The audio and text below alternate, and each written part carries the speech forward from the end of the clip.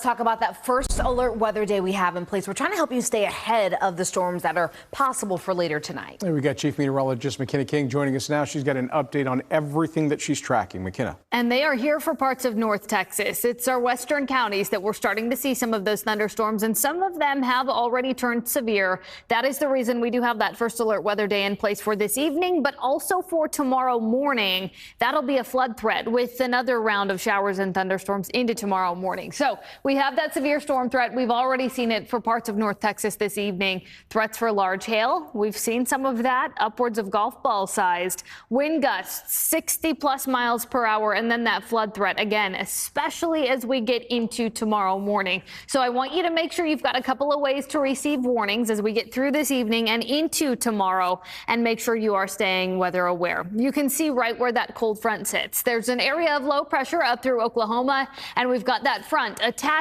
to that area of low pressure, and that is bringing this line of storms right into North Texas.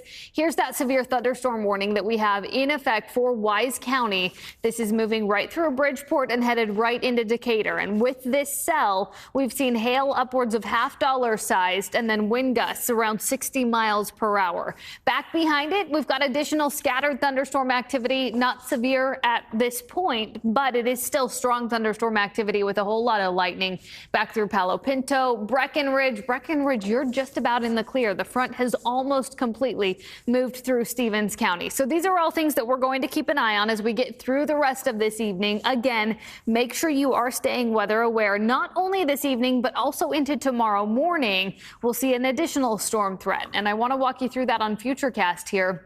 This line of thunderstorms moves into the Metroplex. Here's 9, 10 o'clock. And notice we have that scattered activity moving through the Dallas-Fort Worth area. This continues as we get close to midnight. And then notice we see a little bit of a lull into those early Wednesday morning hours. This is before a renewed storm threat. An additional round as we get into tomorrow morning, just in time for that morning drive. There's 7, 8 a.m., now 9 a.m.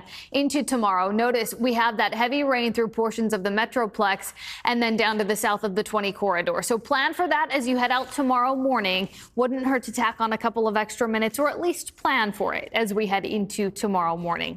Here's that severe threat map. Notice those greatest threats, especially for this evening in our northeastern counties. That does include a portion of northeast Denton and northeast Collin counties. And you can see right where that severe thunderstorm watch is in effect up along the Red River. This lasts until 10 o'clock this evening. So keep that in mind as you head out this evening, but also for tomorrow morning. That large hail threat, threats for wind damage. Tornado threat is low, but not zero. That's something we'll especially watch in those northeastern counties. And then that flood threat as we get into tomorrow morning. Want to give you a look at that 7-day forecast, because once we get through tomorrow, by about midday tomorrow, most of us are in the clear, and then we have a nice dry and more seasonable stretch. Low 80s with the sunshine Thursday, mid 80s Friday, first day of the state fair. Things look good. Very seasonable day as we head into Friday. This weekend's nice too. Upper 80s by that point with mostly sunny skies through the upcoming weekend.